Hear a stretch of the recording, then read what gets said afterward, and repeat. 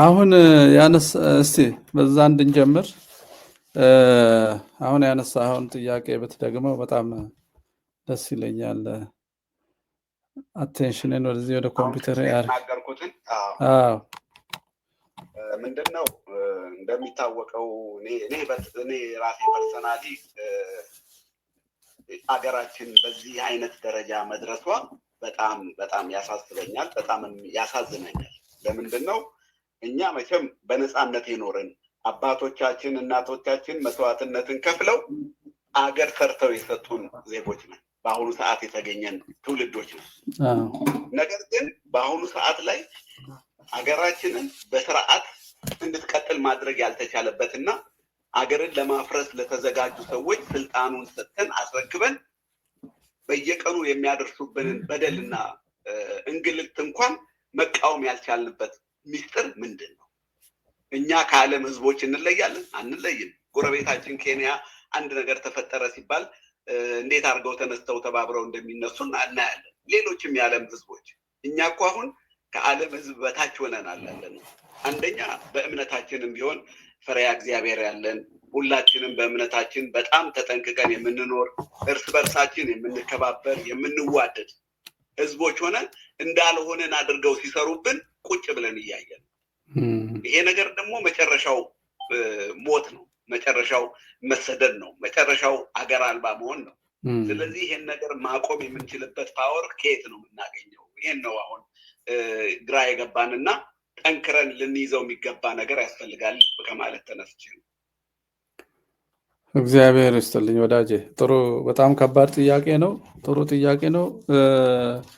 ደግሞ በጥሩ ሁኔታ መመለስ አለብን። ይሄ መልስ ከአንድ ሰው ሀሳብ አይገኝም፣ ግን ዝም ብሎ አንዳንዶቹ መላምት ነው የሚሆኑት ከኦብዘርቬሽናችን ከምልከታችን ተነስተን ማለት ነው። ምናልባት ከዛ በፊት ሀገራችን ያለችበትን ሁኔታ ብናነሳ አውዱን ያስተካክልናል ብዬ አስባለሁ፣ ከታሪክ ጋር እያይዘን ማለት ነው። እኛ አሁን እዚህ የሆነው ዝም ብለን በድንገት አይደለም፣ ያው ይታወቃል። የሆነው በታሪክ ጉዞ ነው። ሁላችሁም ታውቁታላችሁ። አይ ቲንክ ቪዲዮ ላረገው አሰብኩና ሆኖልኝ እንደሆነ አላውቅም። አይ ጥሩ ነው። I'm not sure. Okay, good.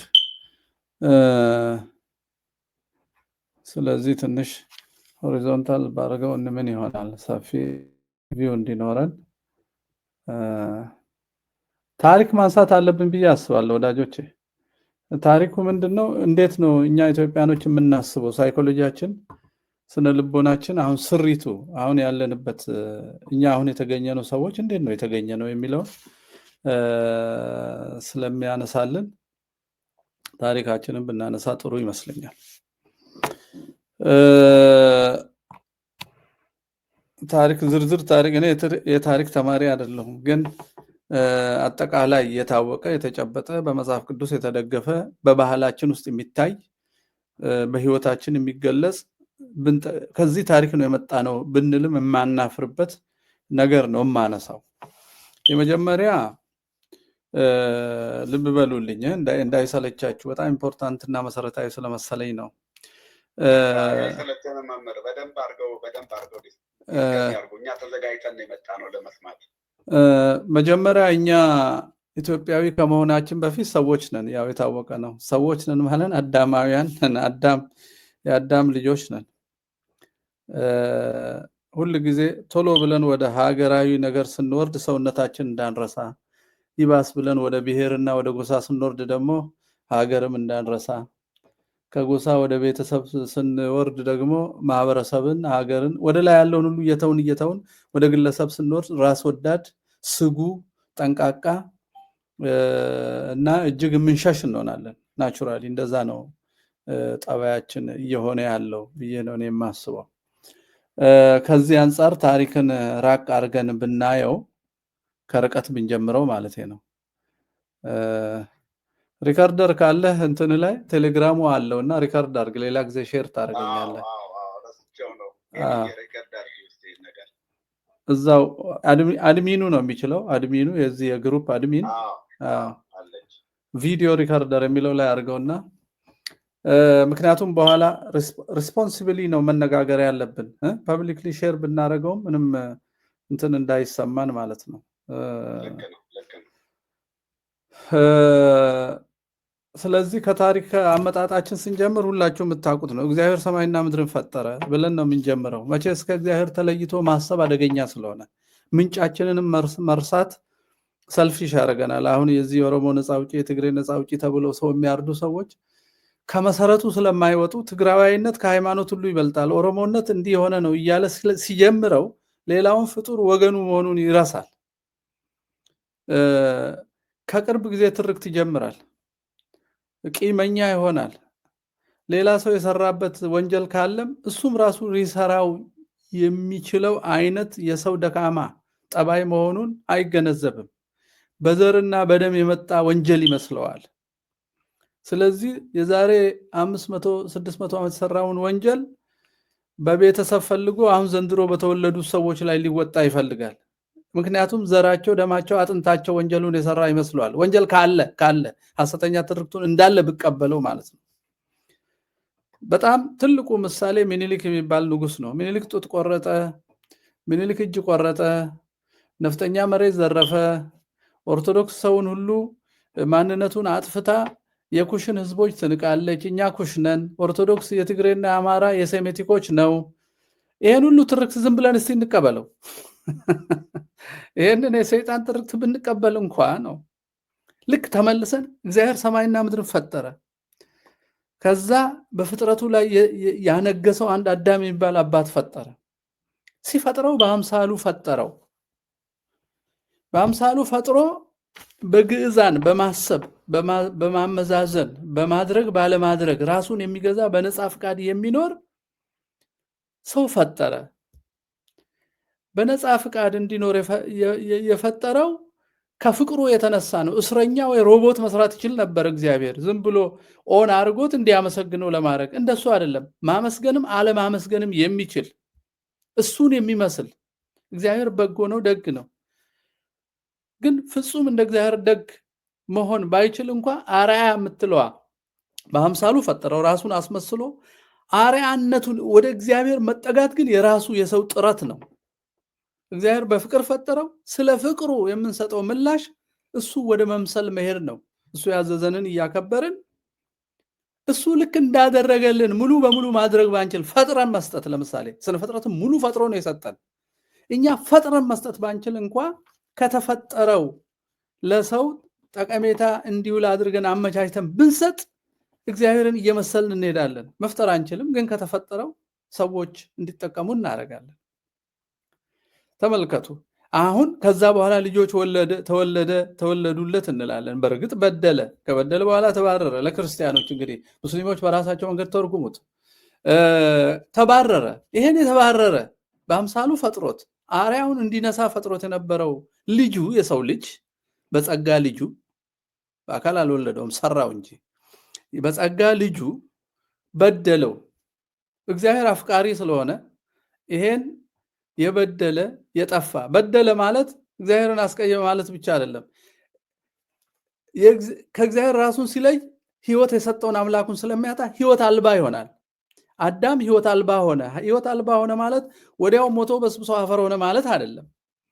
አዳም ፍትወታት ነገሱበት። ዝሙቱ፣ ስስቱ፣ ልጆቹ መገዳደል ጀመሩ።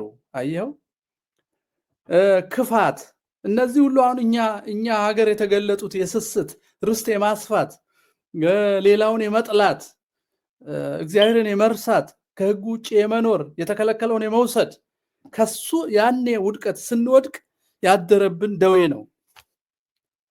ያ ደዌኛ ሰው፣ ስስታም ሰው፣ ፍቅር የማያውቅ ሰው፣ ርኩስ ሰው ከእግዚአብሔር ጋር መኖር አይችልም። ሙት ነው። ቢቆምም ሙት ነው። ያ ሙት መንግስተ ሰማያት ደግሞ አይገባም። የዘላለም ሲኦል ነው የሚገባው። የዘላለም ፍርድ እንዳይፈረድበት አምላክ ከዚሁ ከወደቀ ሰው ምርጥ ዘር አስቀርቶ ድንግል ማርያምን ከሷ በተዋህዶ አምላክነቱን ሳይለቅ ስልጣኑን ሳይተው በሷ ማህፀን ደግሞ ሰው ሆኖ ተወሰነ እንላለን። ይሄ እንግዲህ የሚረዳው ለኦርቶዶክሳዊ ለሆነ ሰው ነው። ሌላ ሰው ይሄን ለመረዳት ይቸገራል። ሶስትም አንድም ስንል ተዋህደ ስንል ስለሚቸገር ይሄንን የኛን ማያ መረዳት አይችልም። እኔ አሁን ስለ ሀገር ሳወራ በኦርቶዶክሳዊ ማያ ነው የማወራው። ሌላ አይን የለኝም። እኔ የማርክስ አይን የለኝም። የምዕራባውያን አይን ሊሰካልኝ አይችልም። ምክንያቱም እኔ በምድር የምናገረውና ማደርገው ለሰማያዊ ህይወቴ ዋስትና እንዲሆነኝ እንጂ እዚህ ብልጦኜ ስትራቴጂ አውጥቼ ሌላ ገፍቼ ለጊዜው ቤተመንግስት ገብቼ ሀብታም ሆኜ ዘሬና ክቡር አድርጌ ለዘላለም ግን መሞት አልፈልግም። እውነት ተናግሬ እውነት ሰርቼ ለመኖር ከፈለግኩ የእውነት ምንጭ የሆነውን እግዚአብሔርን ማስታወስ አለብኝ። ትምህርቴን ማስታወስ አለብኝ። ሰማዕታት መሞት ሁሉ እስኪገባኝ መሰደድ እስኪገባኝ ለዛ ነው ከዘመኑ ጋር ለመሄድ ማልስማማው ማለት ነው። ከዚህ ነው ሁላችንም መነሳት ያለብን። የሆነ ነገር ላይ መቆም አለብን። ያለበለዚያ በየዘመኑ የሚነሱ ብልጦች ያወናብዱናል። እንደ አብይ አህመድ አይነት ሰው መጥቶ ማስ ሃይፖኖታይዜሽን ሲያካሄድ ያስጨበጭበናል፣ ጫማ ያስመናል፣ የኛኑ ልጆች ወታደር አድርጎ መልሶ ያርደናል፣ የኛኑ ሀገር እየነሳን በልጽጋቸዋል ብሎ ይቀልድብናል። ለምን ወደድ ነው፣ ቃሉን ወደድ ነው፣ ተከተል ነው፣ ደነዘዝ። ኦነግ የተከተሉት በኦነግ ደነዘዙ፣ ወያኔ የተከተሉት በወያኔ ደነዘዙ፣ ሌላውንም ፓርቲ የተከተሉ በዛው ደነዘዙ። በጣም በቃ እሱ ነው አሁን ያጠፋን። እና ተከትሎም መጥቶ አምላክ ሰው ሆነ ነው የምንለው እኛ። ወደ ኢትዮጵያ ስናመጣው ሰው በደለ፣ ከፋ፣ ክፉ ነገር ሰራ፣ ክፋት በጣም በዛ። ስለዚህ እግዚአብሔር መሬትን ሊያጸዳና አዲስ ቃል ኪዳን ሲፈልግ የጥፋት ውሃን አመጣ። ኖህና ልጆቹ ብቻ፣ ሶስቱ ልጆቹ፣ ሶስቱ ሚስቶቹ፣ እሱና ሚስቱ 8 ሰው ዳኑ ነው የምንለው።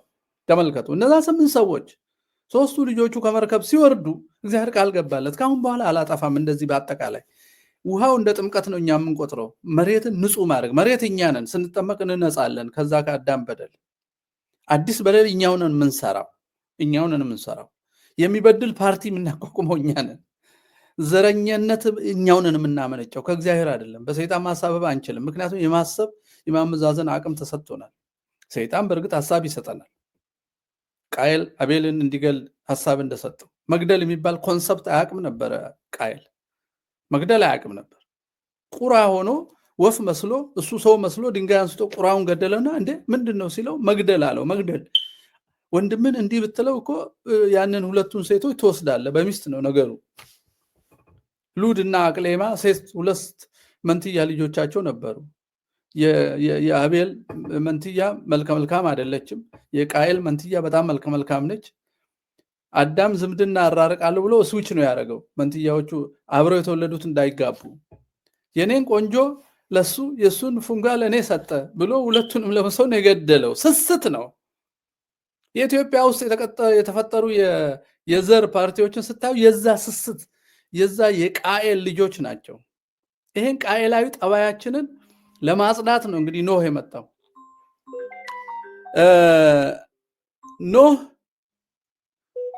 ኖህ ልጆቹ ከመርከብ ከወረዱ በኋላ ዓለምን ለ3 ከፈለ።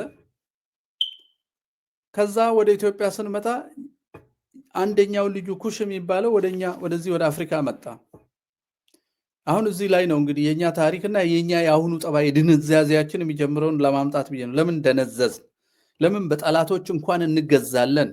ኬንያም ምንም ሰዎች ትንሽ ዳቦ ተወደደ ብለው ሩቶ ያንን የማይረባ ውል ከምዕራባውያን ጋር ሊፈርም ሲል አስቆሙት፣ ተቆጥተው። እኛ ግን 50 ዓመት እየተቀጠቀጥን አንቆጣም። ምን አደነዘዘን? ስለዚህ እስቲ በደንብ እንየው። እንግዲህ መላምትም ሊሆን ይችላል፣ መንፈሳዊ ትምህርትም ሊሆን ይችላል። እናንተ በደንብ በኋላ አስፉት።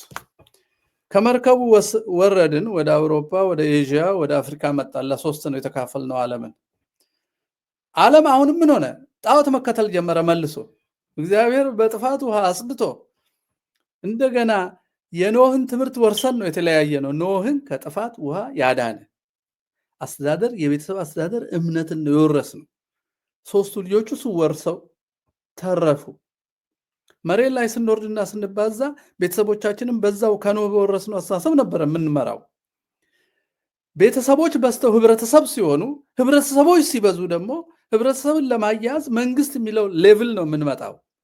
በእድር ልንመራው አንችልም። ሀገርን መሆን የነበረበት ኖህን ከጥፋት ያዳነው አስተሳሰብ የቤተሰብ አስተዳደር፣ የእምነት ስርዓት ቤተሰብንም ማህበረሰብንም ሀገርንም ስንመራ ለምናወጣው ህግ መሰረት መሆን ነበረበት። ሀገርን እንመራበትና የምናስተዳድርበት መሰረት ያ ኖህን ከጥፋት ውሃ ያዳነው ከእግዚአብሔር ጋር የመኖር ስምረት ስምምነት ያመጣው አስተሳሰብና ፍልስፍና መሆን ነበረበት። ነገር ግን ወደ አውሮፓና ወደ ኤዥያ ሄዱ ሰዎች ጣዖት አመለኩ። አብርሃም እስኪነሳ ድረስ ጣዖታም ሆኑ፣ እግዚአብሔር ረሱ። አፍሪካ የመጣው ኢትዮጵያዊውና እነ ኢትዮጲስ እነ ኢቲኤል የምንላቸው እነ ዮቶር በመጽሐፍ ቅዱስ የሚመሰክርላቸው ለሙሴ ስርዓተ መንግስትን ስርዓተ አስተዳደርን አምልኮ እግዚአብሔርን ያስተማረ ሙሴን ያስተማረ ለእስራኤል ህዝብ ነፃ መውጣት ምክንያት የሆነው ሙሴን ሰው ያደረገ ሰው ከመግደል ወደ ነብይነት እንዲሸጋገር ያደረገ ግብፃዊ ገሎ ነው የተሰደደው ሙሴ። ግን ልቡ የዋ ነበር። ወገኖቹ ነፃ የማውጣት ፈቃዱን እግዚአብሔር አይቶለታል። ጥላቻ ሳይሆን ስለ ፍትህ ነው ያን ያደረገው። እንዲሟላለት ግን ከኢትዮጵያዊ እንዲማር አምልኮ ስርዓት እንዲማር እዛ ሆኖ ነው በዕፀ በለስ የተገለጠለት። እሳትና አመልማል ሳይጠፋፉ እሳቱም አመልማሏን ሳይበላ አመልማሏን በእሳቱ ሳትቃጠል በተዋህዶ የታዩትና የወደፊቷ አመልማሊቷ ቅድስት ድንግል ማርያም ላይ የሚያድረው መለኮት ስጋን ሳያጠፋ መለኮትም ሳይለወጥ ስጋም ሳይለወጥ በተአቅቦ ተዋህደው ኢየሱስ ክርስቶስ ተብሎ በመስቀል ላይ ሁላችንን ያዳነበት አምላክ ይፈጥል። ያኔ ነው ለሙሴ ምልክት የተሰጠው። አሁን ኢትዮጵያኖች እንዲህ የሚያስቡ ከሆነ ሙሴ ኖህ አባት ነው።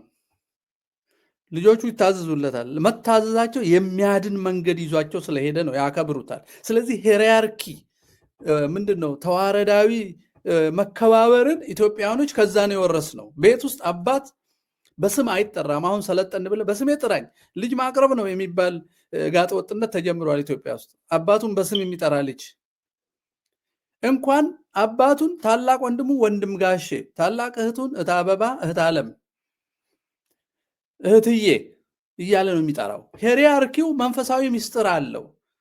ቀድሞ የተወለደው ሰው ከሱ ቀድሞ ከነበሩ ሰዎች የተማረው ነገር አለው። መንገድ ላይ በህይወታችን ላይ ሪሰርች አንሰራም። ከእግዚአብሔር ያገኘነውም በትውፊት እያስተላለፍ ነው የምንመጣው።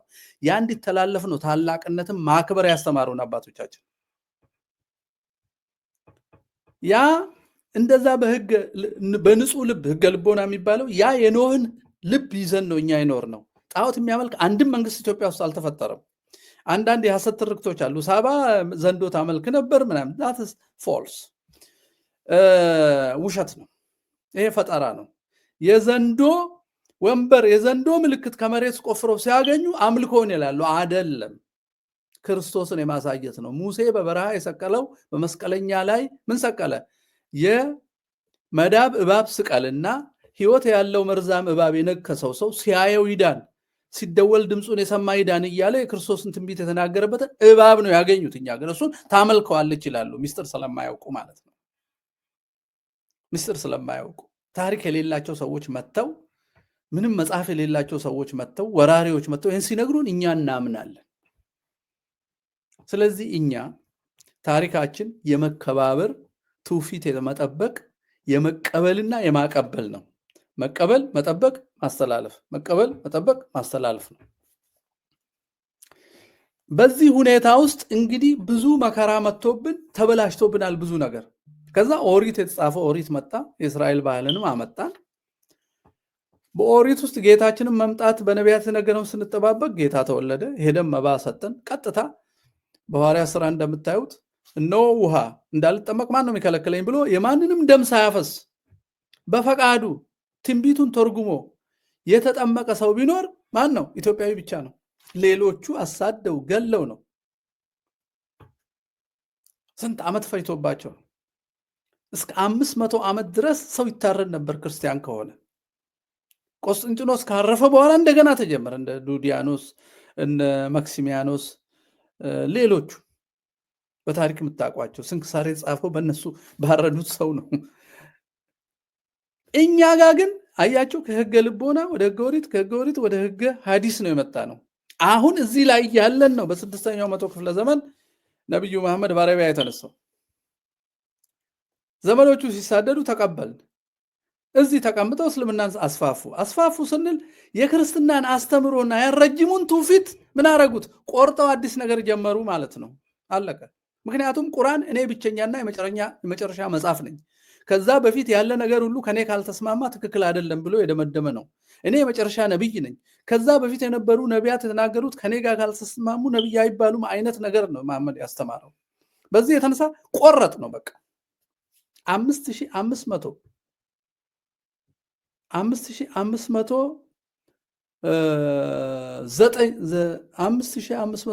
ዓመት አካባቢ የኖረውን የተቀደሰ ትውፊት ቆረጡትና የራሳቸው እምነት ፈጠሩ። እነዚህ ግን የኛ ቤተሰብ ስለሆኑ ከነሱ የምንወርሰው እነሱ ከኛ የሚወርሱት ነገር አለ። አሁን ዳሊዩሽን ጀመርን ማለት ዳሊዩት ማድረግ ጀመርን። ከዛ ሰው በንግድ ይመጣል።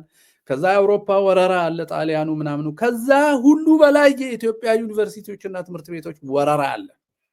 ያን ትውፊት እንድንንቅ እንዳናውቀው እንድንደነቁር ያደረገን ግን ደንቁረንም ይገርማቸዋል። ደንቁረንም ትውፊቱን ሳናቅ ጠባያችን አልለቀቀንም። ሄሪያርኪ ማክበር፣ ቤተመንግስት ቤተ ክህነትና መጅሊስ ማክበር ውስጣችን እንደ በእንግሊዝኛ ተርሚኖሎጂ ካለው አላቅም፣ እንደ ታሪካዊ ጂን ሂስቶሪካል ጂን ካለ ኮንሰፕቱ አላቅም። ጂን በተፈጥሮ የሚተላለፍ ነው፣ ግን ታሪክ ራሱ እንደ ጂን ሆኖብን ጠላታችንን ሳይቀር ቤተመንግስት ከገባ ስልጣን ከያዘ ቀበሌ ከሆነ እድር ዳኛ ከሆነ አንተቸው አናስተካክለው፣ በጭፍን እንገዛለታለን። በቃ ባሪያ እንሆነዋለን። ውስጣችን ያ ከቅድስና ያመጣ ነው እርሾ አስቸግሮናል፣ አናምጽም። ለዚህ ነው ኬንያንም ማንመስለው። ኬንያኖቹ ከኢትዮጵያ ነው የፈለቁት፣ ሁሉም ከኢትዮጵያ ግን ትውፊታቸውን ጥለው ካሌንደር ሳይወስዱ ፊደል ሳይወስዱ ተሰደው በከብት እየነዱ እስከ ዌስት አፍሪካ ሄዱ። ከኢትዮጵያ የመነጩ ናቸው በሙሉ ጥቁሮቹ 100%። አረቦች መጥተው ሊቢያን፣ ቱኒዚያን፣ ግብፅን፣ ሱዳንን ወረው እኛ ራሳችን ሬዚስት አድርገን እስክንቀር ድረስ ሁሉም ጥቁር ነበረ አፍሪካ። ከዛ በኋላ የመን የተለያየ ቦታ ያሉ እስራኤላውያን ከቀዳሚ ምኒልክ ጋር መጥተው ተቀላቀልን ማለት ነው። አሁን እኛ ኢትዮጵያ ውስጥ ያለን የሴም የኩሽ የያፌት ሁሉም ስደተኛ መጥቶ እየሸሸ የሚቀላቀልበት ነው። የሮም ግዛት ሰዎችም መጥተዋል በካቶሊክ መስቀል ጦርነት ጊዜ እና በጣም ሚክስር ነን እኛ። አሁን የኦነግና የአንዳንድ በሽተኞች ፖለቲካ አለ። ኩሽ ሀገሪቷ የኩሽ ነች፣ ሴሞች እንዲያረጉ ስለዚህ የሴምን ዲቃላ እናጠፋለን የሚሉ የኦነግና ሌሎቹ በሽተኞች ኩሽ የሚባል ዘር ለብቻው የቆመ ሴም የሚባል ለብቻው የቆመ ነገር የለንም ኢትዮጵያ ውስጥ። ኤቭሪባዲ ኢዝ ሚክስድ። ቢቆምም ራሱ አዳማዊ ጋር ስንወስደው አዳም ነው። ኖህ ጋር ብንወስደው ወንድማማቾች ናቸው። የጦርነት ምክንያት የለም ለዚህ። ሴም ያፌትን ያፌት ኩሽን ያጥፋ ተብሎ ጦርነት አልታወጀም፣ መታወጅም የለበትም። የአንድ አባት ልጆች ናቸው። የኛ ግን የተቀሰፉ አእምሮች የኦሮሞ ነፃ አውጪና የትግራይ ነፃ አውጪ የተባሉ በሽተኞች በዘር ነው የሚያስቡት። ለምን? ከትውፊቱ ተነቅለን ማርክሲዝም የሚባል ነገር ተምረን ዩኒቨርሲቲ ገብተን ፎልስ የሆነ ሶሺዮሎጂ፣ አንትሮፖሎጂ፣ ሳይኮሎጂ የሚባሉ ዝንጀሮ ነን የሚሉ ሰዎች ያደራጁትን ትምህርት ተምረን የእግዚአብሔር ልጆች እኛ ግራ ገባን። ግራ ገብቶን ማንነታችንን ብረሳ እንኳን ለሄሪያርኪ የመታዘዝ ጠባያችን ተተከለብን። ልብ በሉ፣ አመፀኞችን ኢትዮጵያ ውስጥ ተመልክቷቸው ህዋት፣ ኢሃፓ፣ መኢሶን፣ ደርግ፣ አሁን ያለው ኦነግ ኦሮሞማ፣ ይሄ ኦነግ ብልጽግና፣ ወያኔን ተመልከቱ፣ ወይንም ሻቢያን ሁሉ ተመልከቱ። እነዚህ ልጆች የጀመሩት ልጆች ይሄን አመፀ የጀመሩት ልጆች በሙሉ ከኢትዮጵያዊነት የተነቀሉና ህቡ ገብተው ነው ድርጅቱን የጀመሩት። እኛ ኢትዮጵያኖች ማሱ ህቡ አያቅም፣ ህቡነት አናቅም። የምን ህቡ? ቤተሰቡ ይተማመናል። ቤተሰቡ ሄሪያርካል ነው። በራሱ ትውፊት ላይ እንዳምስት ትውፊቱ እግዚአብሔራዊ ስለሆነ አመፅ አያስፈልገውም። ስለዚህ ህቡነት አያቅም፣ መደበቅ አያቅም። በእንግዳ ትምህርት የተበላሹት ግን በገዛ ሀገራቸው ትውፊት፣ በገዛ ንጉሳቸው፣ በገዛ ጳጳሳቸው፣ በገዛ መጅሊሳቸው በገዛ ላይ ማመስ ስለሚችሉ ጽንፈኝነትንም ከአረቢያ እያመጡ እስልምናም ከሆነ ክርስትናም ከሆነ ፕሮቴስታንቲዝምን ከጀርመን ናዚ እየኮረጁ ገዳዩን ታይፕ ኦፍ ፕሮቴስታንት ከፕሮቴስታንትም ክፉን ከእስልምናም ክፉን ከማንኛውም ፍልስፍና ከክርስትናም ክፉ ነገሩን ብቻ አምጥተው ትልቁን ነባሩን ለመዋጋት ስለሚፈልጉ ህቡ ይገባሉ። በሃይማኖት ስም ህቡ ይገባሉ፣ በፖለቲካም ስም ህቡ ይገባሉ። ህቡ ገብተው ወጣቱን ብሬኖሽ አድርገው ነው ወደ አመጽ የሚሄዱት። አየ ሙሉ በሙሉ ትውፊትን ካልጣልክ በስተቀር አመፀኛ መሆን አትችልም ኢትዮጵያዊ ከሆንክ። አሁን ግን የሚገዛን ስርዓት ካላመስክበት በውይይት አይሄድም። አሁን አጣብቂኙ ኢትዮጵያዊ ሄሪያርኪ አክባሪ እግዚአብሔር ፈሪ ሆነ ይቅርታ የሌለውን ስርዓት እንዴት እዋጋለው የሚለው ነው በጣም ውስብስብ የሚያደርገው። እና የኔ መላምት በተቀደሰ ታሪክ ውስጥ መተን ታሪካዊ ጂናችን ስላለቀቀን ሊለቀንም አይገባም። በእርግጥ አዲስ መላ ነው መፈለግ ያለብን። በዚህ በማንነታችን ላይ ያመፁ ሰዎች አታለው አስከትለው ከፋፍለው እያፋጁን ስልጣን ላይ ወጡ። ለማመፅ ደግሞ መተማመን ከመሃላችን እንዲጠፋ አደረጉ። አዲስ አበባን ከተማ እናድሳለን ብሎ እድሮቹን ሁሉ አፍርሰው ወያኔዎቹ ያንን ትላልቅ ኮንዶሚኒየም ሲሰሩ የማይታወቅ ሰው እንዲገባ እያደረጉ 1 ለ5 እያደራጁ አፈራርሰውት ሄሬ እንትኑን ከዛ በኋላ ኦነግ ኦሮሞማ ሲመጣ ድራሻችንን ማጥፋት ውስጥ ገባ ማለት ነው። ሞር የምንተማመን ሰዎች ወደማንተማመን ተቀየርን። ከዛ በኋላ መነሳት አቃተን። ቤታችን ሲፈርስ ዝም ብለን እናያለን። ልጃችን ሲገደል ዝም ብለን እናያለን። ሚስታችን ስትደበር ዝም ብለን እናያለን። ሀገር ተቀምጠን ዝም ብለን እናያለን። ሲኖዶሳችን መጅሊሳችን የዘር ሲሆን ዝም ብለን እናያለን። አያችሁ፣ እነሱ በከፈሉ ልክ እየተጠላላን እንድኖር እንደረጋል። ወደ መሰረቱ ወደ አዳማዊነት፣ ወደ ኖህ ልጅነት፣ ወደ ኩሽ ልጅነት፣ ወደ ሚክስድ ማህበረሰብና ዞሮ ዞሮ ሰብአዊነትን ረሳ ነው፣ ፍትህን ረሳ ነው። በዚህ ምክንያት ደነዘዝን። ኦኬ፣ ታዲያ ኬንያ ለምንድን ነው የሚቆጣው ስትለው ምንም በልቡ የሚይዘው የሚገድበው ነገር የለም። ዛሬ ዳቦ ከራበው ዛሬ ይሞታል ወይ ይገላል። እኛ ደግሞ ዛሬ ዳቦ ቢርበን ችግርን ችለን እግዚአብሔር የማይወደውን ነገር አልሰራም እያል ስናመነታ እግዚአብሔርን የማያውቁ ሆድ መቃብር የሆነባቸው ጭንቅላትና ሆድ እንጂ ልብ መሃል ላይ ፒፕል ዊዛውት ቸስት የሚለው አለ ሲኤስ ሊዊስ። ቸስት የሌላ ልብ የሌላቸው ማመዛዘኛ፣ ሀዘን፣ ይሄን የመሳሰሉ ነገር የሌላቸው ጭንቅላት ለስሌት ለሆድ እና ለዝሙት ብቻ የተፈጠሩ መሃል ላይ ደረታቸው የጠፋ ፒፕል ዊዛውት ቸስት ስልጣን ያዙ ማለት ነው። እኛ ቸስት አለን። ኬንያ አካባቢ ሰው ቢያምፅ ቸስት የሌላቸው ቸስት ለሌላቸው ነው፣ ችግር የለውም። በስሌት ቶሎ ትናደዳለህ። ሆድን ሲጎልብ ቶሎ ትቆጣለህ። ኢትዮጵያዊ ውስጥ ጤናማ ሰውስ፣ ሀገሬስ፣ ህዝቡስ፣ ሃይማኖት ውስጥ፣ አረጋውያንስ፣ ገዳማት ውስጥ፣ አባቶቻችንስ፣ ታሪካችንስ ስትል አይን አውጣው ግን እንደፈለገ ያደርጋል። እና ለዛ ይመስለኛል የደነዘዝ ነው ብዬ መላምቴን አስቀምጣለሁ ወዳጆቼ። ስለዚህ አሁን ያለንበት የሞራል ደረጃ ምንድነው? ኢትዮጵያ ያለችበት አጣብቂኝ ምንድነው? ይሄ አሁን ያልኩት 5000 ዘመን አካባቢ ያቋረጠ የወያኔ የኦነግና የኤርትራ ነፃ አውጪ ልጆች 3000 ሲሏቸው ይደነግጣሉ፣ አይፈልጉም። እነሱ የ60 ዓመቷን ባርነታቸውን ነው ጠቅሰው ነፃ እንውጣ የሚሉት እንጂ 3000 ከመጣባቸው ወደ እናታቸው ይመለሳሉ እንጂ ነፃ እንውጣ አይሉም። ለጥፋታቸው ነፃ አውጪዎቹ ይሄን የ3000 እና 5000 ታሪክ በተለይ ክብረ ነገስትን ሌሎቹን መጽሐፎቻችንን የሚጣሉት የሚያስከትሉትን ሰው ብሬኖሽ ማድረግ ስለማይችል። ለምሳሌ የኦሮሞ ፖለቲከኛም ሆነ የሲዳማ ነፃ አውጪ የሚሆን የኦጋዴን ነፃ አውጪ የሚሆን የአማራ ማንም በሉት ረጅሙን ታሪክ መናገር የሚፈራው አዲስ ትርክት ለመፍጠር ነው። ስለዚህ መጀመሪያ ስም የሚያጠፋው ቀዳማዊ ምኒልክን፣ ከዛ ክብረ ነገስትን፣ ከዛ ሌሎች መጽሐፎቻችንን፣ ከዛ ታሪካችንን፣ ከዛና አህመዲን ጀበል ደግሞ ምንድነው የሚሉት አጼዎቹ ምናምን እያሉ መጀመሪያ ነው የሚመቱት። እኛ ልባችን ውስጥ ያጂን የቀረብን ሰዎች ከነዚህ ሰዎች ጋር መስማማት ያቅተናል። ስለዚህ ጠላት እንሆናለን። ለዚህ ነው በድሮም በምን የሚፈጁን፣ የሚገሉን፣ የሚያሳድዱን።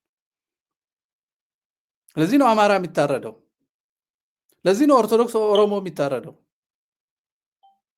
የኦሮሚያ ልዩ ኃይል ውስጥ ኦርቶዶክስም ነባር እስልምና ያላቸውም ሰዎች ስለ ኢትዮጵያ የሚቆረቆሩ ፕሮቴስታንቶችም ቢሆኑ እንዲኖሩ አይፈቀድም። ግንቢ ጸሎት ቤት የተፈለፈሉ የሂትለር ጀርመን ክርስቲያኒቲ ውርስ እና የሆነ ወላጆች ፕሮቴስታንቶች ብቻ ናቸው እዚህ ውስጥ የሚካፈቱት። ከእስልምናም ጽንፈኛ ዋሃቢስቶች ዘመናዊ ኡስታዞች የፈጠሩት እስልምና እሱ ነው የሚካተተው። የግራኝ ናፋቂዎች ናቸው የሚካተቱት እንጂ ከሰው ጋር እኩል ሆኖ ሰላም ፈልጎ በፍቅር ረጅሙን ታሪክ ዋጋ ሰጥቶ አዲሱን ለውጥ ደግሞ መርምሮ የመኖር ዝንባሌ የለንም። ያ ዝንባሌ ያለን ሁሉ እንድንጠፋ ተፈርዶብናል። ነባር እሴት ያለው ኦርቶዶክሳዊ የሆነ ነባር እስላም የሆነ ባህልም ሆኖ ነባር ሆኖ ኢትዮጵያዊነትን አዋህዶ የሚይዝ እንደ ቦረና አይነት ቦረና 11 ሚሊዮን ከብት ሲያውልቅበት እነ ሽመልስ ዝም ነው ያሉት። አይፈልጉትም። ብሬነሹ አድርገው ሊጠቀሙበት ኢትዮጵያዊነቱ ስላለበት እንዲህ እያደረጉ ነው። እና ኢትዮጵያ ያደረጋት ኮሎናይዜሽን ድል እንድትነሳ ያደረጋት እሴት የቱ ነው? የትኛው ማህበረሰብ ነው የተሸከመው እስካሁን ድረስ ያለቀቀው ብለው ነው የውጭ ኃይላት አብይንና ወያኔን እየረዱ ያስጠፉ ያሉት። ኦርቶዶክስና አማራ ነው የሚያጠፉት።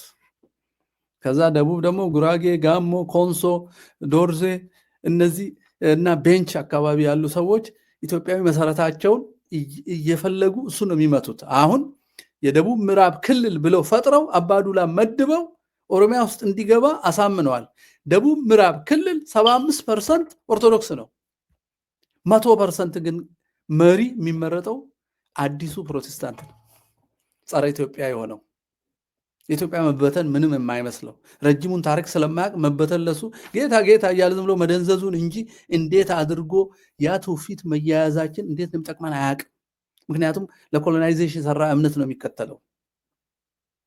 ያፈዙታል፣ ያደነዝዙታል። እሁድ ስለጨፈረ ብቻ መንግስተ ሰማያት የገባ ይመስለዋል። ምድራዊ ስጋ ይዞ ምድርና መሬት ሀገር የማያስፈልገው ይመስለዋል። ቅዠት ውስጥ ይከቱታል። ቅዠት መሳሪያ ያደርጓቸዋል። በዚህ የተነሳ መግባባት አቃትን ወዳጆች። ስለዚህ አዲስ አበባ ውስጥ ልቆጣ ብትል አሁን ትከፈላለህ። ወዲያው በሃይማኖት ትከፈላለህ፣ በአስተሳሰብ ትከፈላለህ። አንድ ላይ መቆጣት አትችልም። በትነውናል። የምንሰበሰበው በዘር ብቻ ሆነ። ኦሮሞ ሆነ ሌላውን ሰው ታጠፋለህ፣ አማራ ሆነ ትቃወማለህ፣ ትግራይ ሆነ ታጠፋለህ። እንደዚህ ነው። ኦርቶዶክስ ሆነ እንኳን በጥምቀት ልጅነት አንድ ሆንከው አንድ መሆን አትችልም። እስላም ሆነ በእስልምና አንድ ሆንከው አትችልም። መጅሊሱ የኦሮሞማ ነው። በቃ እንደዚህ አድርገው ተጫወቱብን። ይሄን ያደረጉት ጂኦፖለቲካል ተዋንያን ናቸው። ቀይ ባህር ማለፊያው በጣም ጠባብ ማለፊያው ለአውስትራሊያ፣ ለህንድ ውቅያኖስ፣ ለአሜሪካ፣ ለሩሲያ፣ ለሁሉም ንግድ ወሳኝ ቦታ፣ የዓለም ብዙ ፐርሰንት ንግድ የሚተላለፍበት ነው። ለሴኪዩሪቲ ሚድል ኢስት ነዳጅ ስላለ እሱን ለመያዝም ያንን ምዕራባውያኑ ይፈልጉታል። ያን ቦታ እንደ ልባቸው ለመጠቀም ኢትዮጵያ መሞት አለባት። ስለዚህ ሻዕቢያ ረድተው ኤርትራን ገነጠሉ። አሁን ኦነግና ህዋትን እየረዱ ሌላውን እያጠፉ ነው። ኢትዮጵያን ለአንዴና ለመጨረሻ ጊዜ ለማጥፋት ማለት ነው። እነዚህ ናቸው የሚያጠፉንን ሰዎች የሚረዱት። የሚያጠፉን ወንድሞቻችን የተፈጠሩ ደግሞ በብሬኖሽንግ ነው። በዩኒቨርሲቲ ውስጥ በትምህርት በሐሰተኛ ትርክት በዚህ ነው የተፈጠሩት። አእምሯቸው ስንኩል ነው። በክፉ አስተሳሰብ በክፉ ርዕዮትና በሐሰተኛ ትርክት ተዋሂዶ አእምሯቸው ስንኩል ነው። ስለዚህ አዲስ ነገር መስራት አይችሉም። የነበረውን መውሰድ፣ ነባሩን ማጥፋት፣ በመከራ መልሶ የተሰበሰበውን ሀገር ማፍረስ ነው ወያኔም ሻዕቢያም ኦነግም የሚሰሩት። ለዚህ ደግሞ ኦርቶዶክስና አማራ እንደ ሰንሰለት ስለሚቆጠሩ እነሱን መምታት ነው። የሁላችንም እሴት ናቸው። አክሮስ ደ ኔሽን ነባር እስልምናውም ትግሬ እስላም፣ አማራ እስላም፣ ኦሮሞ እስላም፣ ዶርዜ እስላም ይኖር ይሆናል አላቅም። አክሮስ ደ ላንጉዌጅ ባውንደሪ ሄደ ማለት ነው። ቋንቋ ድንበር ሳይገድበው ሄደ። እሴቱን ከሃይማኖት የሚመነጨው እሴት ሰውን አንድ አደረገ። በተለይ ጥምቀት ልጅነት ብለህ ለክርስቶስ ስትሰጥ ደግሞ በአንድ ወይን ግንድ ላይ በቀለ። ይህን ሰው ልታገዳድለው ክልል ልትከልልለት አትችልም። ስለዚህ ቤተክርስቲያኒቷን ማጥፋት አንዱ ታርጌት ነው። ድንዛዜያችን እኛ ደግሞ ግማሽ ልብ ዘር እንሆናለን፣ ግማሽ ልብ የዛሬው ጥቅምና ስልጣን ያወናብደናል። ስኮላርሺፑ፣ ደሞዙ፣ ኮምፕሌክሲቲ ኢንፌሪዮሪቲ ኮምፕሌክሲቲ በትርክት ስለያዘን ሲዳማነት ወይ ትግራዊነት ወይ ኦሮሞነት ከኦርቶዶክሳዊነት ይበልጣል፣ ከእስልምና ይበልጣል። ሌላው ሃይማኖት ይቀየራል፣ እኔነት ግን አይቀየርም የሚል ደካማ የሆነ ስሌት ውስጥ እንዲገባ አደረጉት ሰውን። ይሄ ይመስለኛል እንዳንተባበር ያደረገን። ከዛ ተነስተን አሁን ምን ሆንን? ሞራል የሚለካባቸው ሁለት ቦታ አሉ፣ ቤተ እምነትና ቤተ ሃይማኖት። ቤተ እምነት መሪዎችና ቤተ ሃይማኖት መሪዎች ኮረፕትድ ከሆኑ፣ ሙሰኛ ከሆኑ፣ ነውረኛ ከሆኑ፣ አመንዝራ ከሆኑ፣ ዘረኛ ከሆኑ፣ አጥፊ ከሆኑ፣ ዘራፊ ከሆኑ፣ ሐሰተኛ ከሆኑ፣ ፍትህ ኢፍትሃዊ ከሆኑ እነሱ የሚመሩት ህዝብ ስታንዳርድ ያጣል። ጳጳሱ እንኳን እንዲያደርግ የለ እንዴ? መነኩሴው እንዲያደርግ የለ እንዴ? ጳጳሱ እንዲያደርግ የለ እንዴ? ሚኒስቴሩ እንዲያደርግ የለ እንዴ? ጠቅላይ ሚኒስትሩ እንዲያደርግ የለ እንዴ? መጅሊሱ እንዲያደርግ የለ እንዴ? መጅሊሱ ሼኪው እንዲያደርግ የለ እንዴ? የሚል ከውስጥ ለሞራል ኮረፕሽን የሚገፋፋን ነገር ስለሚመነጭ ሁላችንም ኮረፕትድ ሆነን አስመሳዮች፣ ውሸታሞች፣ ሚስጥር የማንጠብቅ፣ ለወንድም የማንሞት፣ ለራሳችን ብቻ የምንኖር እንደ ቃይል እኔ ወንድሜ ጠባቂ ነኝ ብለን የሰውን ግፍ ደብቀን ዝም ብለን የምንኖር፣ ሰው እያለቀ እንኳን የማንናገር እንሆናለን ማለት ነው። አስመሳዮች እንሆናለን። በሰፈር ነው የምናስበው እንጂ በሰውነት ማሰብ አንችልም። ኢትዮጵያ ውስጥ እዚህ ሌቭል ነው የደረሰው። ቤተ ክህነቱም ቤተ መጅሊሱም ቤተ መንግስቱም የበሰበሰ የሙሰኞች፣ የዘረኞች፣ የአመንዝራዎች መሰብሰቢያ ነው።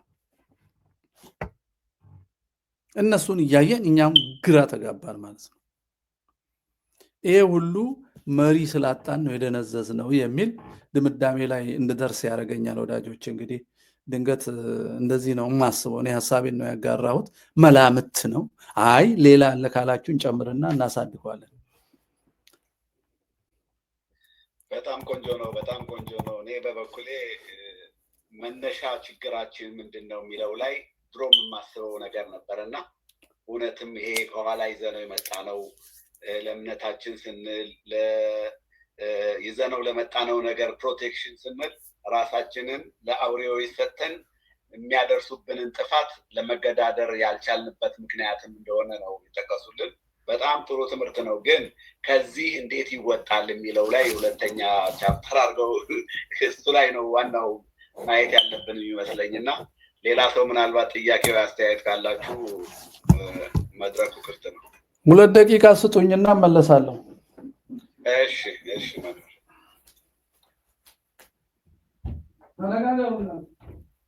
እስከዛኛ እንወያይ።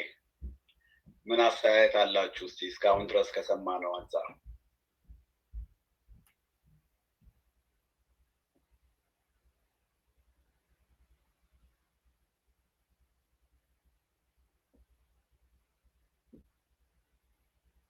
ኦራይዘን ሀሳብ አለ?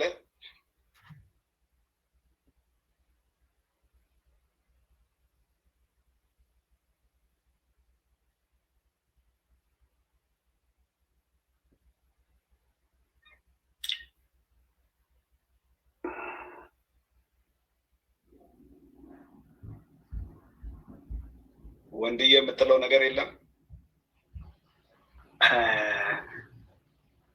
እላለሁ ማለት እንግዲህ ውሃ ሊጠጡን ሄደዋል መሰለኝ። መጥተዋል። ኦኬ። አዎ፣ አይ ውሃ ልጠጣ ሳይሆን ውሃ ላስወግድ ነው።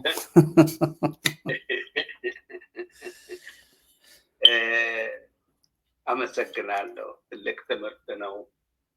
ሎጂክም ነው። ታሪክን ተከትሎ የሚሄድ ነው። እሱ ደግሞ ከዚህ በፊት ስሰማዎት ነበረ። ስለዚህ ስለ ፍርድ ቤት ስላጋጠሙት አማርኛ እንደማይናገሩ ሆነው የተደረገውን እና ከዚያ በኋላ ኦሮምኛ እንደሚናገሩ ሲያውቁ የሰዎችን ሪያክሽን ወይም ደግሞ የሰዎችን እንደ መደንገጥ ማለት ተከታትዬ በጣም ነው የገረመኝ። ይሄ ሀገር ወዴት እየሄደ ነው? በእኔ እድሜ እንዲህ አልነበረም። እንደ እናትና እንደ አባት ልጆች ነው በየትምህርት ቤቱ የተማርነው፣ አብረን ያደግነው እና ምንድን ነው በእውነቱ ይሄ እንዲህ አይነት እብደት ይገርመኛል። እርግጥ ይሄ እብደት በወያኔዎቹ ፕሮግራም ነው፣ እነሱ ናቸው ያስተማሯቸው እንጂ ይሄን ያህል ያው እነዚያ ምንድነው ብለው የነበረው ያኔ ትዝ ይሎት እንደሆነ እንትና የሚናገረውን ሽመልስ አብዲሳ ህወሓት ኢህአዴግን እንደፈጠረው ኦህዴድ ደግሞ ብልጽግናን ፈጥሮታል ለራሱ ብሎ ተናግሯል። ይህንም በአደባባይ ነው ይህ ሰውዬ የሚናገረው። እኛ ግን ምናዚም እንደዞረብን አላውቅም። በጣም ይገርመኛል። በጣም ነው የሚገርመኝ። እና እኔ በጣም ቅድም ሲጀምሩ አንድ ነገር አለ። እነሱ የሚንጠለጠሉበት የምንመታው ነገር ቢኖር ይሄ ኩሽ የሚሉት ነገር ነው። ኩሽ የሚሉት ነገር በጣም እንደነገሩን የኖህ እንግዲህ 6 ልጆች ናቸው፣ ባልና ሚስት። ከዚያ ኖህና ባለቤቱ 8 ሰዎች ተርፈዋል ተብሏል። በዚያን ጊዜ እውነቱን ለመናገር 3ቱ ልጆቹ ካም፣ ያፌት እና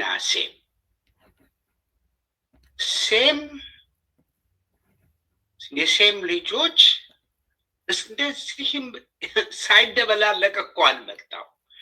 ሴም የካምን ልጆች አግብተዋል፣ ካም የሴምን ልጆች አግብተዋል። የአጎትን ልጆች ማግባት ደግሞ በጣም በጣም እንዲያውም ጥሩ ነው። አለበለዚያ እህትን ነው የሚጋቡት። እና ኢቭን የሚገርመው የዳዊት እናት የዳዊት አያት ይቅርታ ራሷ የካም ዘር ናት። እና እንዲህ እያለ እርግጥ አባትን ነው የሚከተለው። እና እኔ እንዲያውም እላለሁ ምክንያቱም ኩሽ የሚለው ቃል የካምን ልጅ አይደለም፣ ቅዱሱን የካምን ልጅ አይደለም። ይሄ እዚህ ላይ ብዙ ጥናቶች ተደርገዋል። እነሱ ኩሽ ተብሎ የሚጠራው አይደለም። ኩሽ ለምንድን ነው የካም ልጆች ካማዊ ወይም ደግሞ ሄማይትስ የማይባልበት? ለምንድን ነው የሴም ልጆች ሴማውያን ሲባሉ፣ የአፌት ልጆች የአፌታውያን ሲባሉ ለምንድን ነው በካም የሚያፍሩት እና ዘለው ወደ ኩሽ የሚሄዱት ከአባት ይልቅ ወደ ኩሽ? እንግዲህ መጽሐፉንም ቤተክርስቲያንንም መጽሐፍ ስናነብ የካም ዘር ነው እንትኑን መጽሐፉንም ሁሉን ነገር የተቀበለው። ደግሞ ኩሽ የዚያ ታላቅ እንትኑ ነው።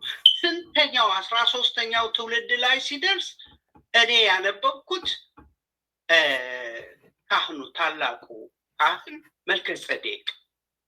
መልከጼዴቅንና አውሮፓውያን የመልከጼዴቅንና የአብርሃምን ግንኙነት እንኳ አያውቁም። ዲስታንት ከዝን ናቸው። አብርሃም የሴም ሲሆን መልከጼዴቅ ደግሞ የካም የልጅ 13ኛ ላይ ይገናኛል። እንዲህ እያለ ዮቶር ጋር ይደርሳል። እንግዲህ ይሄ ኩሽ የሚባለው በኋላ ግብጾች ጥቁሮችን ዝም ብለው ኩሽ አሉት። በቃ ጥቁሮችን ከእንትን ሲያባርሩ። ስለዚህ ወዳጄ ኩሽ እዛው ነው የቀረው። ኩሽ እዛው ከነአን ነው የቀረው። እዚህ ጋር አትንኮሻኮሹብን ነው የምለው። ኢትዮጵያውያን እኛ በምንም አይነት ኩሽ የሚባል ታሪክ ወደዚህ የሚያመጡበት ምክንያት የለም። እንደዛ ከሆነ ሁላችንም ኩሽ ነን። ምክንያቱም አትንኮሻኮሹብን ነው እውነት ነው። ኩሽ ከተባለ ማለት ነው። እነዚህ ኦሮሞማ የሚባሉት ሌላውን ከሌላው ገንጥለው አማራውንና ትግሬውን እና መሳሰሉትን ግን ስም ያደርጉት ይሞክራሉ። በምናችን እንለያለን? ተደበላልቀናል። አንድ ነን። ንጹህ አማራ የለም፣ ንጹህ ኦሮሞ የለም። አንድ ንጹህ የሚባል የለም። ዲኤንኤ ያሳይቷል። ሁላችንም ተደበላልቀናል። እዚህ ላይ እንዴት አድርገን ነው እነዚህ ሰዎች የምናስጥላቸው? ይቅርታ ረዥም ጊዜ ወሰድኩኝ። በመሰረቱ እኔ እንደምገነዘበው ብዙ ጊዜ አይታችሁ እንደሆነ ስለ ችግር አንዱ አንዱን ጎዳ ሲባል ሰዎች የሚሰጡት አይ አንድ ነን ለማለት የሚሰጡት ነገር አለ። ለምሳሌ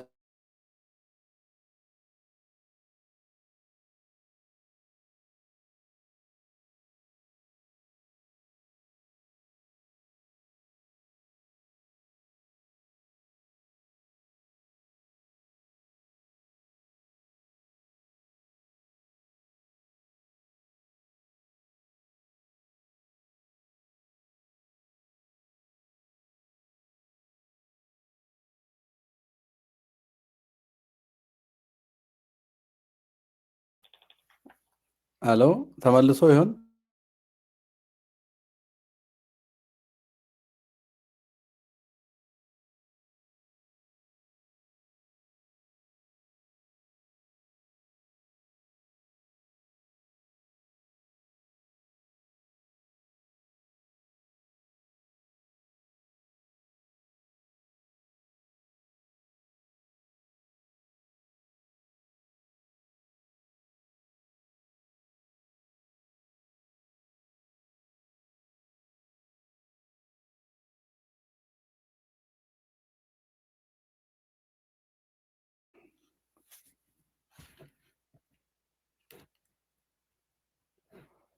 ኢንተርኔቱ አሁን ስቴብል ሆኗል?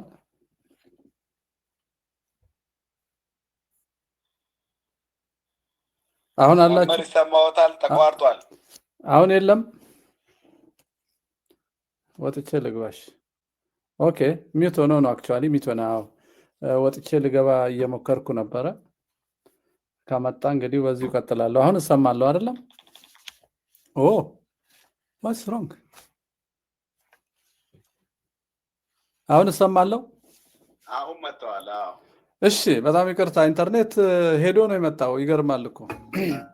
ኦኬ አዎ ለዚህ ነው። ተዋልደናል፣ ተጋብተናል፣ ዘራችን አንድ ነው፣ ተቀላቅለናል። ቅድም እኔም ብያለሁ። እንዳው ኩሽሴም ብለው ሲያስቸግሩን የቋንቋ ፈረንጆቹ ቋንቋም ሲያጠፉ ናይሎቲክ፣ ሆሞቲክ፣ ኩሸቲክ፣ ሴሜቲክ ምናምን ይላሉ። አሁን እኔ ራሱ ግራ እየገባኝ የመጣውን ነገር ልንገራችሁ። ሌላ ሳይንቲስት ሌላ ጊዜ ያወራን። እንግዲህ ለምንድን ነው ቋንቋ የሚጠናው? እንደዚህ ለምንድን ነው ክፍል የምናደርግለት? ለሰው ልጅ እንዴት ነው የሚጠቅመው ይሄ እውቀት? የቋንቋ ሰዎችን እንጠይቃለን ሌላ ጊዜ፣ ዛሬ ጊዜያችን እንዳይወስድ። ስንመድብስ ለምን ሴም ኩሽ እያልን ለምን ቋንቋ መደብን? አላማው ምንድን ነው? ማን ነው መጀመሪያ የቋንቋ ክፍልፋይ እንደዛ የሰራው? ከዛ ቋንቋን ደግሞ ለቋንቋ የተሰራውን ክፍልፋይ ወደ ዘር የቀየረው ማን ነው? ኮሎናይዘሮች ናቸው፣ ዳርዊኒስቶች ናቸው። መሰረቱን በትክክል ማወቅ አለብን። አላማው ምንድነው? መከፋፈል ነው። ያለ አፍሪካ መኖር አይችሉምና አፍሪካን መበተን ነው። አፍሪካን ለመበተን ኢትዮጵያን ማጥፋት ነው። ፓን አፍሪካኒዝም የመሰረቱት 53ቱ ጃንሆይን ጨምሮ የተገደሉ በሰው እጅ ነው። በሰው እጅ ነው። ይሄን ማኔጅ ያደረጉት እነዚሁ ሰዎች ናቸው። ጃንሆይ እንዲገደል፣ ኢትዮጵያ ኮሚኒዝም ውስጥ እንድትገባ። የኢትዮጵያ የኮሚኒዝም አስተሳሰብ ጀማሪዎች ከሰሜን አሜሪካ መጡ እንጂ ከራሽያ አልመጡም። ማን ከጀርባቸው እንዳለ ይታወቃል። ኢትዮጵያን ማፍረሻው ሃይማኖት ማጥፊያው ኮሚኒዝም ነው ተብሎ ነው። ሶማሊያ ኢትዮጵያን ስትወር ጃንሆይ የከፈሉት ብር ሁሉ ተከልክለው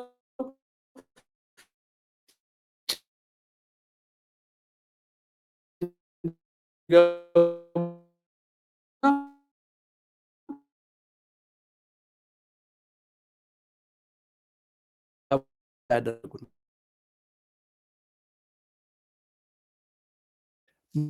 ዳችን ዋስትና ማለት ነው።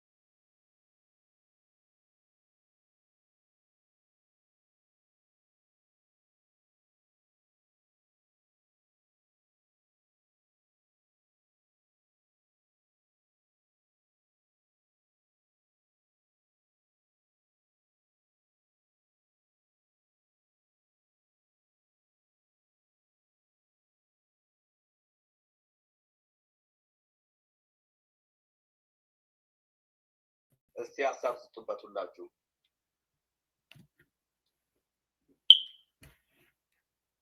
ሆራይዘን ከተፈቀደልኝ ትንሽ ልሞክር እስቲ። እስቲ ወዳጅ ቀጥል። በዚህኛው ላይ ሳንደክም አልቀረንም። በጣም እዚህ በአይነት ስጋ ነው ልበል፣ በድምፅ ስጋ መገናኘት ካበቃ እውነት ነው። በቱምቢ ሚዲያ ነበር የማየት። እኔ ካየሁት ጊዜ ጀምሮ ከፕሮፌሰር ጋራ ነበር የማወዳድረውት። እሳቸውን ጠይቂያቸው ህይወት ሳሉ ለምንድን ነው ኢትዮጵያ እንደርሱ አይነት ጥቂት ሰው ብቻ የምታፈራበት ምክንያት ምንድን ነው ብዬ ስላቸው፣ አይ ሆራይዘን ይህንንማ እኔ ምን አውቃለሁ ነበረ መልሳቸው። ይሄ ሞደስት መልስ ነው። ነገር ግን የእሳቸው ብሬቭነት በልጅነት ነው ያወቅኩት፣ ብሬቭ መሆናቸውን ለየት የሚያደርጋቸውን እና መልሱን ካገኘው ወዲያ ነው ያረፉት። በጣም ያሳዝነኝ 8 ነው 9 ኤፒሶድ ኢንተርቪው ሲደረጉ እዛ ላይ አለ በደንበኛ ላዳመጠው ሰው ለምን ከሌላው ሰው እንደሚለዩ አለ። አሁን ከዚህ አሁን ከምጠየቀው ጥያቄ ጋር መልስ ሊሆን ይችላል ብዬ ስለምን እሳቸውን ማነሳው መምህር ፋንታሁን ዋቄን ማነሳው ለምን እሳቸው ወደ 8-10 ድረስ ስትሮንግ ቫሊዎች አሏቸው። ኒርሊ 10 9 9 10 ከ0 እስከ 10 ማለት ነው። ዋትስ ዩር ኤን ፍሮም 0 to 10 ይላቸዋል ነጭ። እኔ ደግሞ ዋትስ ዩር ቢሊፍ ወይም እምነታችሁ ወይም ደግሞ እውነት መናገራችሁ ከ0 እስከ 10 የቱ ጋር ናችሁ ትባሉ። የፕሮፌሰር መስፍን ወደ 9 10 እንደውም አንዳንዴ ይገነፍላል። በእነኚህ ቫሊዎች የታጨቀ ሰው ከሌላ አብሬጅ ሰው ጋር ይለያል። እንዴት ግን እሳቸው እንደዛ ሆኑ ነው ጥያቄው ይመስለኛል። እና እያንዳንዱ ኢንዲቪጁዋል ሲያቅ ማለት ሲነቃ ሲፈቅድ መቀየር ይችላል። ኤቭሪዴይ ፕሮሰሳችን መቀየር ላይ ነው። ካላወቀ ግን ከለገመ ግን በኢትዮጵያውያን ከሆነ በጣም ብዙ ፐርሰናሊቲ ያላቸው ብዙ ሰዎች ስላሉ እነሱ አይመለከትም። ሰውየው ሲመርጥ ሲቆርጥ ያመልጣል። በሐልዮ በነቢብ በገቢር ይላል። በግዕዝ እንኳን ትንሽ ነው የማውቀው። በሀሳብ ካወቀ ያ ያወቀውን ካመነበት ሪሊጅን አውጡና ከዚህ ጊዜው ብቻ በእውነት ስለሆነ ብሎ ካመነበት ከዛ ሲተገብረው ኮምፕሊት ይሆናል። ወደ ረባ ሰው ሄደ። ምን ማለት ነው? እንደ ፕሮፌሰር አይነት ሚሊዮን ስናደርስ 1000 ስናደርስ እንበል። አሁን ደግሞ በዚህ ወቅት ያሉት እንደ ፋንታሁን ዋቄ እነኚህን ነምበሮች ኢንክሪዝ የምናደርገው እያንዳንዱ ሰው በዛ ሌቭል ኮንሽስ ሆኖ ራሱን መቀየር ሲችል ብቻ ነው ብዬ ነው የማየው። ይሄ ሊያስቸግር ይችላል። እንደ ፔኒሲሊን ወይም ምናምን አይሰጥም። ወይም ደግሞ ከዛ ሰው ደም ቀድቶ ለእነኛ ተወግቶ አያጎብዝም። ይህንን ሞክሬያለሁ፣ አይቻልምና። እንዴት ነው ካል የሚቀየርበት ዋናው ምክንያት እያንዳንዱ ሰው በራሱ ላይ ዲሲዥን ይወስዳል። እስከ ዛሬ የመጣሁበት አዋጥቶኛል ወይ? ወደፊትስ ምን ሆናለሁ? አሁን ያለሁበት ምክንያት እና እኛ የኮሌክቲቭ ዲሲዥን ኦፍ አወር ኮንሽስ ኤንድ አንኮንሽስ ዲሲዥንስ ኦፍ አወር ላይፍ በዲሲዥን ባረግ ናቸው። በፈጣሪ ፈቃድ ያው ድፍረት እንዳይሆንብኝ አንኮንሽስ ዲሲዥኖቻችንን ቀንሰን ኮንሽስሊ ዲሳይድ እያደረግን መሄዳችን ይቅርታ አማርኛውን አግራማይለው ስለሚጋጭብኝ በጣም ይቅርታ ጠይቃለሁ። ይህንን ስናስተካክል መራመድ እንችላለን፣ መቀየር እንችላለን፣ እምቢ ማለት እንችላለን፣ ያገባኛ እንችላለን። በፕሉራል ከመናገር ይልቅ በሲንጉላር ራስን መቀየር ይቻላል። ይሄ ፖሲብል ነው። አሁን ሄጄ ከትናንት 4-5 ቀን ነው ከመጣሁ ከኢትዮጵያ። በጣም ሰግቼ ነው የመጣሁት እውነት ለመናገር። ምን ያህል ፍራቻና እንትን ውስጥ ያየኋቸው፣ በሌላ በኩል ምን ያህል ድፍረት ደግሞ ሌላ ቦታ ስመለከት እነዚህ ሰዎች ናቸው የሚያስብል ስለሆነ እዚህ ላይ ላብቃ። ይቻላል፣ ግን ሰውየው መምረጥ አለበት። ማንንም እናቱን ማመካኘት የለበትም፣ አባቱን ማመካኘት አለበትም ነው።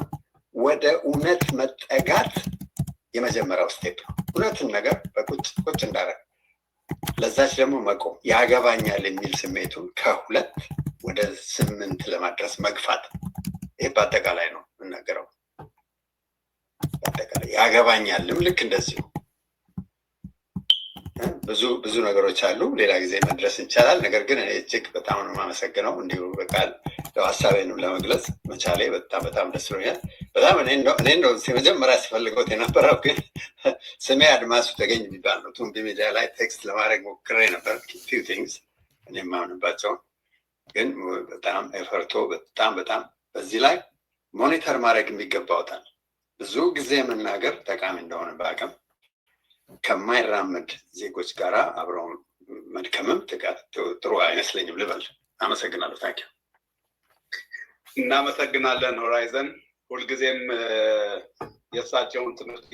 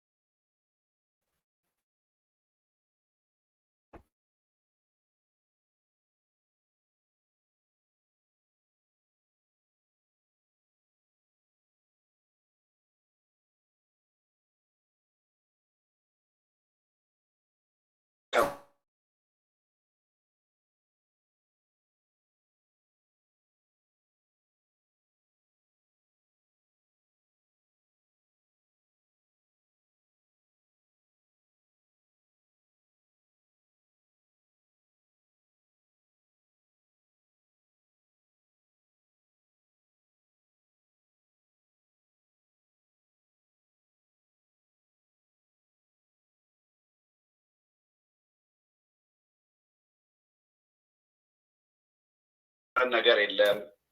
መምህር በጣም የእናንተን ሀሳብ ቢሰሙ የበለጠ ደስ ይላቸዋል።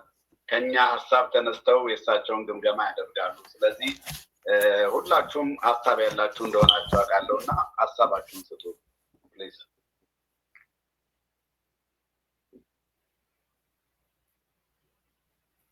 ስም ልጥራ እንዴ? አይ ሰው ሲመጣ ይመጣለታልና አሁን የተነሳውን ነገር ከዚህ እንዴት እንውጣ ነበር አንደኛው ጥያቄ። አሁን የተናገሩት ስም አልጠራም አውቄ ነው ኦንላይን ስለምንሆን። አሁን የተናገሩት ትልቅ ቁም ነገር የሚመስለኝ ሰዎች የጋራ እሴት ኖሯቸው የጋራ ርዕይና ግብ ኖሯቸው ኮንሽስሊ ማለት በተረዳ በዓላማ ላይ በተመሰረተ መንገድ መሄድ ከጀመሩ ግባቸውም ተቀራራቢ አንድ ነው። ርዕያቸውም ለሀገራቸውም ለወገናቸው ለቤተሰባቸው ለራሳቸው ያለው ርዕይና ተስፋ አይጋጭባቸውም። ያን የጋራ እሴት ካዳበሩ እሴታቸውን የሚቃረነውን ጠላት ብለው ለመፈረጅ አይቸገሩም። አንድ ይሆናሉ ሲፈርጁ ራሱ። አሁን የተቸገርነው ግልጽ ርዕይ የለንም፣ ግልጽ የጋራ እሴት የለንም፣ ግቦች አናስቀምጥም። ስንቸገር ወይ እንሰደዳለን፣ ስንሰደድ ደግሞ መኖር ስላለብን ስራ ይዘናል። ስራ ውስጥ ሆነን ልጅ እንወልዳለን። ያን ልጅ ማሳደግ ውስጥ እንገባለን። ልጁን ስናሳድግ ደግሞ ስራ አግኝቶ ራሱን እንዲችል እንጂ ዓለምን እንዲቀይር ሀገሩ እንዲያድን አናስተምረውም። ስለዚህ የኛ ልጆች ጎበዝ ባለ ዲግሪ ሲሆኑ በቃ አንደኛ ወጣ ሁለተኛ ወጣ እያልን ማጨብጨብ ነው እንጂ ሁለተኛ ወጥቶ አንደኛ ወጥቶ ለኢንዱስትሪው ባሪያ ከመሆን ውጭ አገሩን የማያድን ፍጡር እንደምንፈለፍል አናስተውልም።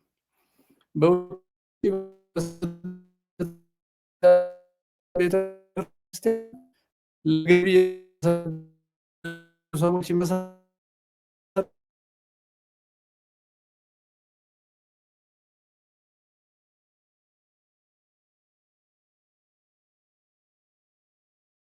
ያገሰብሳል።